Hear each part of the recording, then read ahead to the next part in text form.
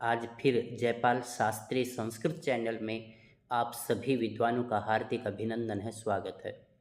मैं जयपाल शास्त्री आप लोगों के मध्य में उपस्थित हुआ हूँ गीता के द्वितीय अध्याय के 14वें श्लोक के साथ। आप हमारे इस चैनल को लाइक, शेयर और सब्सक्राइब जरूर कर लें, जिससे आपके पाठ्यक्रम से संबंधित अन्य वीडियो समय पर उपलब्ध हो सकें। तो हमारा ये देखिए 14वां श्लोक है आज गीता का।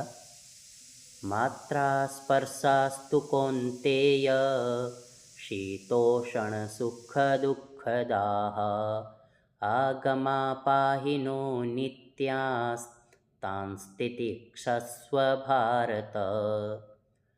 यहाँ पर कहते हैं कि कौन्तेय, हे अर्जुन, हे कुंती पुत्र अर्जुन। पहले वहाँ पार्थ शब्द का प्रयोग किया गया था।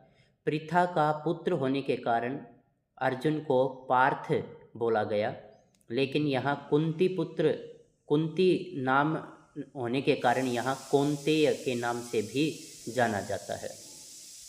तो यहाँ पर ये क्या कहता है कि कौन्तेय, हे अर्जुन, शीतोषण सुख दुःखदाः, शीत अर्थात जो सर्दी है, गर्मी है, इनसे सुख और दुख को जो प्रदान करने वाली मात्राएं हैं, पंचतन मात्राएं हैं, शब्द, स्पर्श, रूप, रस, गंध, इन्हें पंचतन मात्राएं बोलते हैं।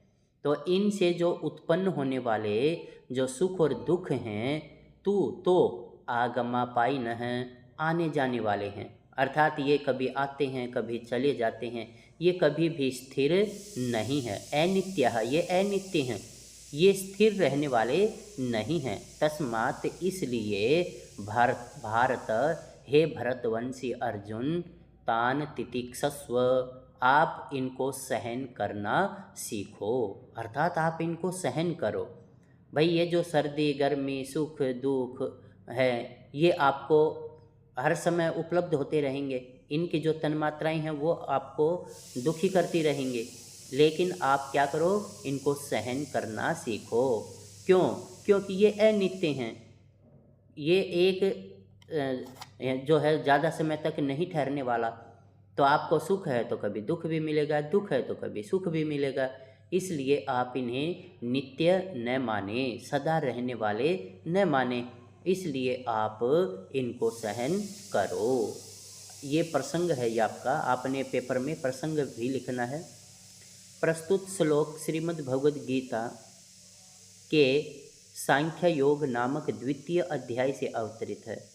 कुरुक्षेत्र की युद्ध भूमि में श्री कृष्ण अर्जुन को सुख दुख की अनित्यता के विषय में उपदेश दे रहे हैं। अनित्यता का मतलब जो हमेशा नहीं रहने वाले हैं, उनका उपदेश दे रहे हैं। ये आपका सरलार्थ है। हे कुंती पुत्र अर्जुन, सर्दी, गर्मी, सुख दुख आदि को देने वाले भौतिक विषयों के साथ इंद्रियों के संयोग तो आने जाने वाले हैं, अर्थात अनित्य हैं, कभी भी स्थिर नहीं रहने वाले हैं। इसलिए हे भरतवंशी अर्जुन, उनको सहन करो। आगे ये आपकी व्याख्या है। श्री कृष्ण कहते हैं कि जब मनुष्य की आँख, कान, नासिका, त्वचा, जिह्वा आदि ज्ञानेंद्रियाँ, अर्थात इन्हीं की पंचतन मात्राएं हैं, शब्द, स्पर्श, रूप, रस, गंध। जब आपकी ये जिह्वा आदि ज्ञानेंद्रियाँ सांसारिक विषयों के संपर्क में आती हैं, तो स्थिति के अनुसार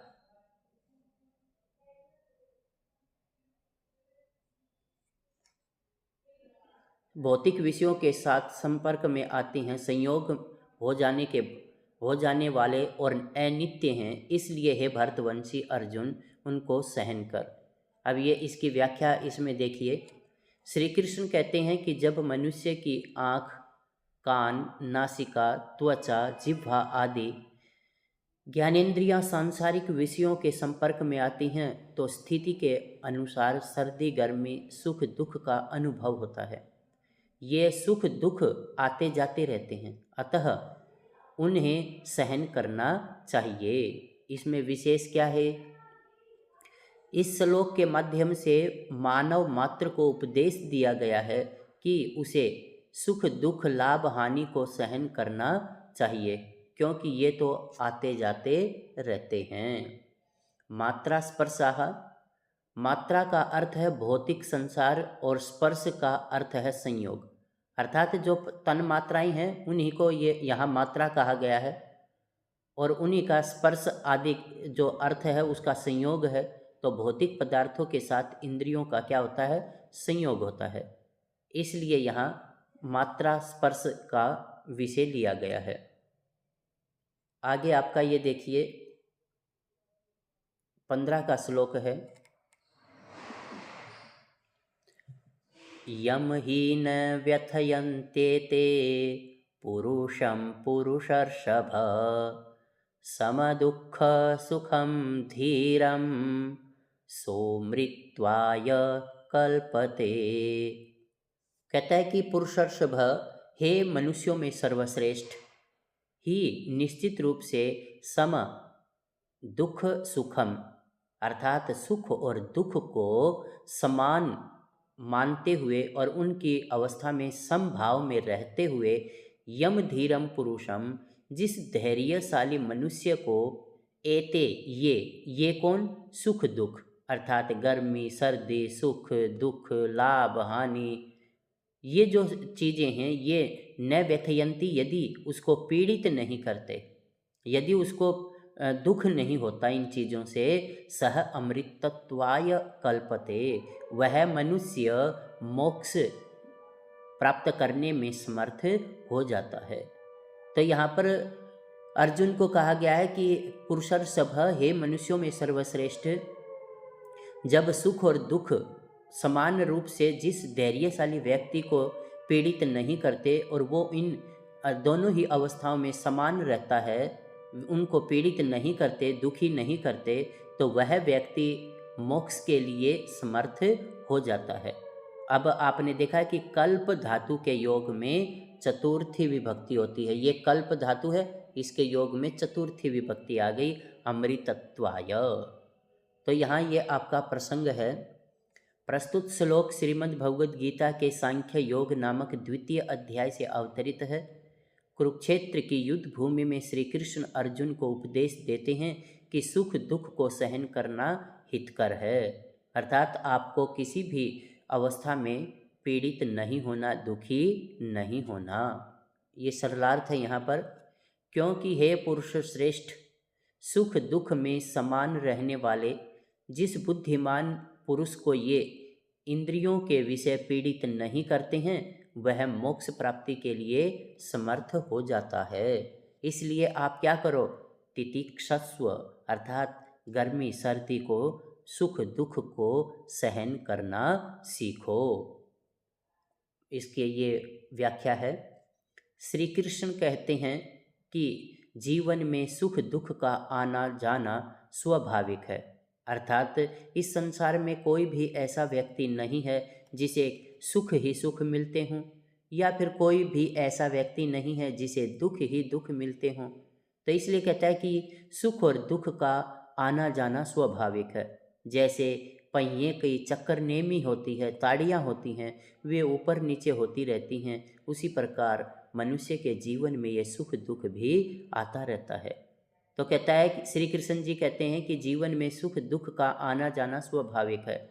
बुद्धिमान व्यक्ति वही है जो सुख में सुखी और दुख में दुखी नहीं होता, अपितु दोनों स्थितियों में समान भाव रखता है, वही मरने पर मोक्ष को प्राप्त करता है। इसमें विशेष क्या कहा गया है, यहाँ उपदेश दिया गया है कि मनुष्य को सुख दुख में समान रहना चाहिए।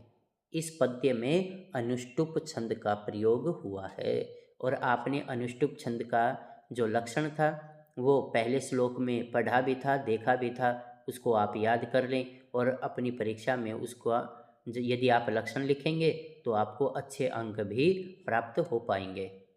आपका ये 16 का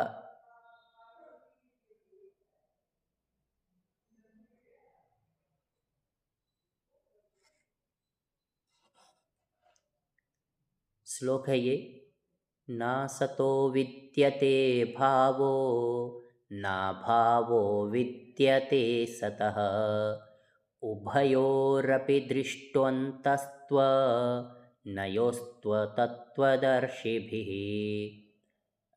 कहता है कि असत है, जो असत है, जिसकी सत्ता ही नहीं है, भाव है न विद्यते, उसकी कोई भाव, उसका कोई अस्तित्व ही नहीं है।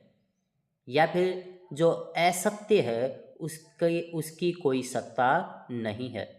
तू तो सतः अभाव है न विद्यते, और जो सत्य है, जो विद्यमान है, उसका अभाव नहीं है।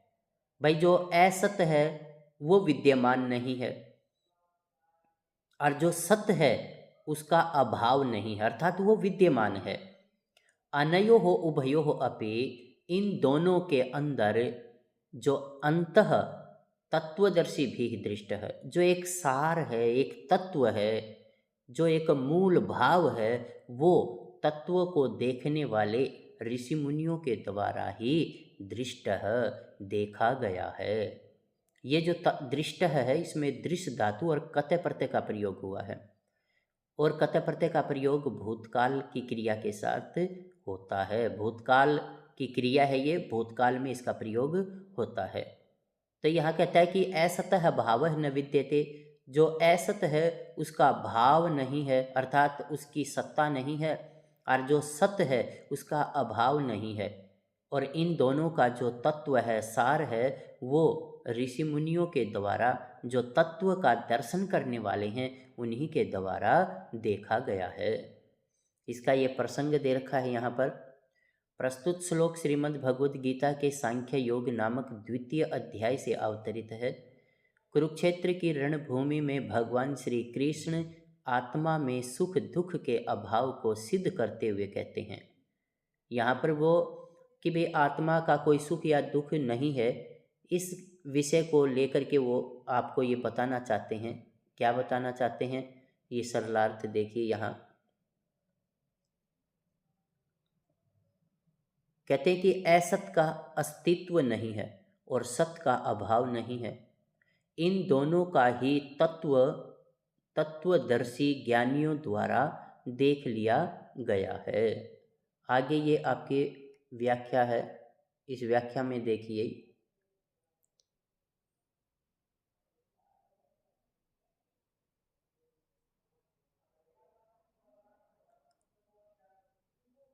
व्याख्या देखिए। यहाँ श्री कृष्ण कहते हैं कि आत्मा में सुख दुख आदि अनित्य पदार्थों की कभी भी सत्ता नहीं हो सकती है, और सत्य स्वभाव वाले आत्मा का कभी अभाव अर्थात विनाश नहीं हो सकता। ज्ञानी जन इस तथ्य को जानते हैं, अतः वे कभी भी शोक नहीं करते, अर्थात उन्हें कभी भी इसके विषय में दुख नहीं होता। तो ये आपका आज का जो विषय था, हमने 3 श्लोक पढ़े हैं। आप इनको बहुत अच्छे से एक बार दोहरा लें। इस वीडियो को यदि आप 2-3 बार देख लेंगे तो ये सारा का सारा विषय आपको कंठस्थ हो जाएगा और आप परीक्षा में अच्छे अंक प्राप्त कर पाएंगे। इन्हीं शब्दों के साथ आप सभी का बहुत बहुत धन्यवाद। जय तु संस्कृतम, जय तु भारतम।